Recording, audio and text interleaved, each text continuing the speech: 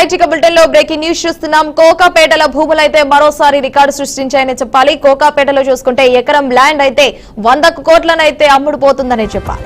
Neopolis layout పరిసరాల్లో కనుక చూసుకుంటే హెచ్ఎండిఏ నిర్వహించిన తాజా భూముల వేలంలో ధరలైతే అన్ని రికార్డునైతే చెరివేస్తూ అయితే ఎకరానికి 137.25 కోట్లయితే చేరాయి. ప్లాట్ల నెంబర్లు 17, 18లకు భారీ పోటీ నెలకొనగా ప్లాట్లు 17లో ఉన్న 4.59 ఎకరాలకు అయితే 136.50 కోట్లకు, ఫ్లాట్ అయితే 18లోని 5.31 ఎకరానికి అయితే చేరుకుందని చెప్పవచ్చు.